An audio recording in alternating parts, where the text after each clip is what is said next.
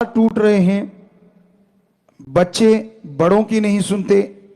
बड़े इसलिए टेंशन में हैं कि उनकी कोई सुनता नहीं, और बच्चे इसलिए टेंशन में हैं कि उनके ऊपर उनकी राय थोपी जाती है, उनके ऊपर जबरदस्ती की जाती है, जैसा वो चाहते हैं उसको जीने नहीं दिया जाता। इस वजह से परिवार बिखर रहे हैं। हमारी संस्कृति जो अपने आप में नंबर 1 थी, वो आज टूटने की कगार पे है। दोगले मापदंड हो गए हैं।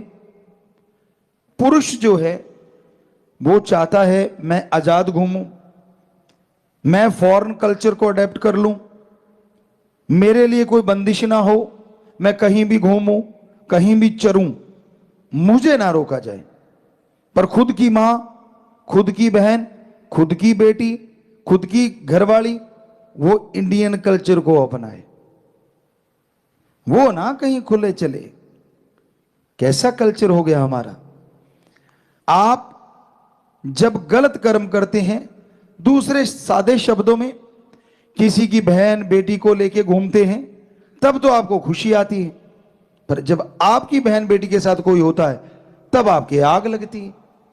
तो जब आप किसी को लेके घूम रहे होते हैं, क्या आपको तब नहीं होता कि ये भी किसी की बहन है, किसी की बेटी है?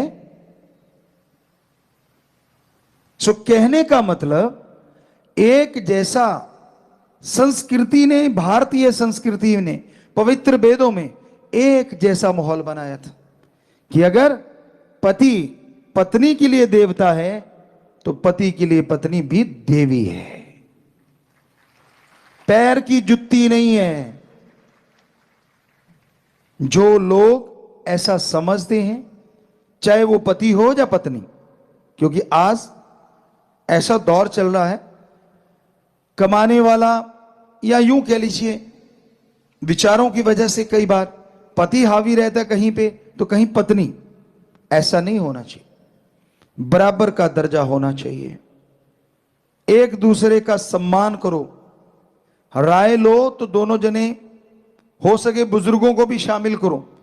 किसी बिजनेस की राय, परिवार की कोई व्यक्तिगत काम धंधे की राय। क्यों? क्योंकि पता नहीं कौन परिवार में से अच्छी राय दे दे और आपका बिजनेस व्यवहार तरक्कियों में चरम सीमा पे पहुंच जाए। आपको लगता है आपके बाप को कुछ नहीं आता, वो तो अनपढ़ गंवार है। दादा दादी तो बहुत पुराने जमाने के हैं। गलत। एक शिक्षा होती है जो उम्र के साथ मिलती है, तजुर्बा। कितने पढ़ लिख लो, कितनी डिग्रियां ले लो, जिंदगी का तजुर्बा जो सिखाता है वो किताबें नहीं सिखा सकती। इसलिए उनकी बात सुना करो। क्या पता आपको आपके घर में ही कोच मिल जाए जो आपको कोचिंग दे और आपका बेड़ा पार। और बुजुर्गों को चाहिए बच्चों की बात भी सुननी चाहिए। आपको एक छोटा सा उदाहरण देते हैं। बेपरवाह जी परमपिता शास्त्राम जी दाता रहबर, जो अब इस बॉडी में हैं, वो उस बॉडी में भी घूम रहे थे। बेरियों की तरफ हम जा रहे थे और रास्ते में एक छोटा सा बच्चा मिला। कहने लगा पिताजी पिताजी बात करनी। पूछा बोल बेटा क्या बात करनी है? तो कहने लगा सफेद कपड़े या कोई भी कपड़ा आप डालते हैं ना, जब उल्टा करके डाला करो। तो हमने पूछा क्यों भाई, किस लिए बेटा? कहने लगा जी एक तो दाग धब्बा, अगर हल्का फुल्का मिट्टी आएगी तो अंदर आएगी और झड़का के पहनेंगे उड़ जाएगी। हल्का फुल्का धब्बा लगा भी तो अंदर की साइड लग गया।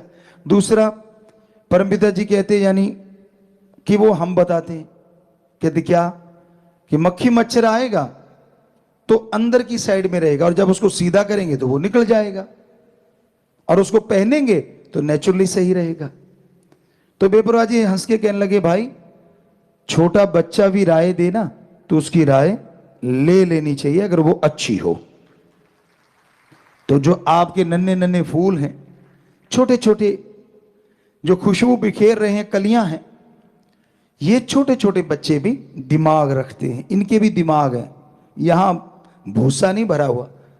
अगर इनकी बात भी आप सुन लो तो क्या पता ये आपसे बढ़िया कोई सजेशन दे दें जिससे पूरे घर का फायदा हो जाए। क्या पता ये कोई ऐसे बढ़िया आइडियाज दे दें जिससे घर परिवार में प्यार बढ़ जाए।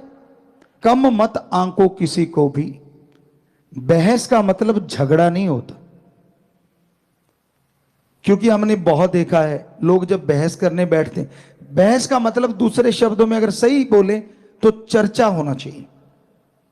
चर्चा करना, किसी टॉपिक पे चर्चा करो, तो वो चर्चा करना ज्यादा सटीक शब्द है। बहस तो झगड़ने को भी आजकल नमूना बन गया है, झगड़े को ही बहस कह देते कि शुरुआत बहस और फिर झगड़ा।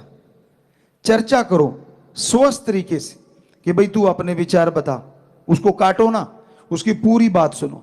दूसरे को बोल तू बता, तीसरे को बोल तू बता।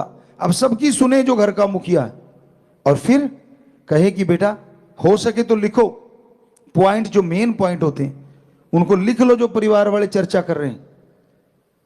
तो जिसका सबसे बेस्ट है उसका क्यों बेस्ट है और दूसरों का क्यों कम है ये बताओ, और फिर कहो कि मुझे ये लगा कि ये सबसे बेस्ट तरीका है। फिर चर्चा करो क्या बेस्ट है, इसमें क्या माइनस है, क्या प्लस है। तो यकीन मानो लास्ट में उस चर्चा का जो रिजल्ट है 100% पॉजिटिव निकलेगा और आपके घर में खुशियां आएंगी। पर आप बात करने से पहले ही काट देते हो। तुझे बड़ा आता है, तू बड़ा कल का छोकरा और मुझे समझाएगा, तू होता कौन है। आपकी ईगो हार्ट हो गई क्योंकि बच्चे ने आपसे बढ़िया तरीका बता दिया।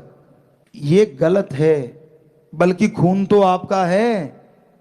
बल्कि मान करो, सत्कार करो, खुश हो जाओ कि देखो मेरे खून में कितना ज्यादा अकल है, कितनी ज्यादा दिमाग है। पॉजिटिव लो उस चीज को, नेगेटिव ना लो। और बच्चों को भी जैसे हमने बताया अपने मां बाप का सत्कार करना चाहिए, इज्जत करनी चाहिए।